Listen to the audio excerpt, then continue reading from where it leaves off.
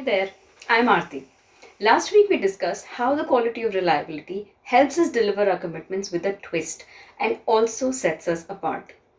While being reliable is a great asset to have, do you know what peppers the commitment and makes it relatively easy for us to go that extra mile to be considered reliable? I believe that the secret lies in our sense of humor. Cut to 2015. While enjoying a rock and roll dance, I was twirled so hard by my dancing partner that I fell on the dance floor and suffered a fracture in my toe. Nearing midnight, I was wheeled into the emergency of a nearby hospital and lay there waiting to be treated. While a pair of resident doctors discussed the modus operandi with my family behind the curtains, the usual gloom of the hospital lay all around me. I was in such gruesome pain, but I had recognized soon enough that whining and complaining about my situation was just making it worse, and that no one could come to my rescue in that moment but my own wits. And since I had just been in an evening full of fun, frolic, song, and dance, I just had to outdo the pain somehow with that inspiration. As I lay there, I began singing on the top of my voice. ए दिल तुझे कसम है ए दिल तुझे कसम है तू हिम्मत न हारना दिन जिंदगी के कैसे भी गुजरे गुजारना ए दिल तुझे कसम है. Seeing me amuse myself like a buffoon, the hospital staff couldn't control its laughter, and it also wiped out the stress of my family as well. What does this scenario reflect? Keeping good humor under difficult circumstances doesn't come easy, but is a definite savior. A flavor of lightheartedness helps us go over our roadblocks in a much simpler way.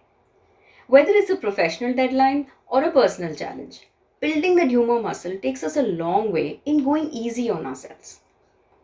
I was no less than a motley fool that night in the hospital, and that left me and others quite light in an otherwise grave situation. Do you know that motley fool was used in William Shakespeare's comedies? And what a hilarious terminology to coin. I love it. In fact, the professional fools or licensed fools or court gestures of the English royal courts of the 16th century were perpetual entertainers and could also give bad news to the king that no one else would dare to deliver, simply by using their ability to be witty about it.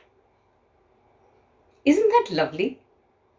And how nice it is to embrace our craziness, embrace our tomfoolery, embrace our ridiculous behavior, and be able to laugh at ourselves when it can really help ease things up.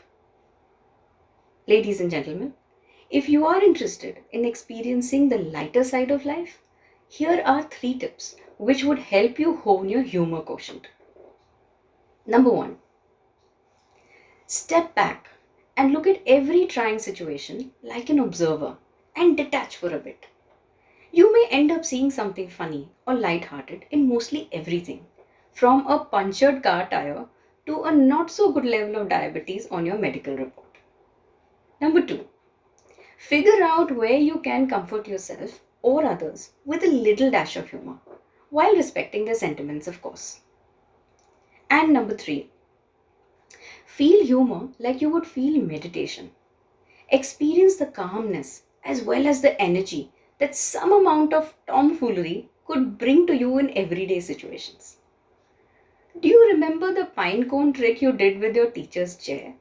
Or simply steal the roti from your dad's plate while he was looking away? Lastly, in these trying times of COVID-19, use your wits to not take life too seriously. Remember Doris Day's Que sera, sera, whatever will be, will be. Thank you for your time, folks, and see you next week on another episode with Aarti. Bye and take care.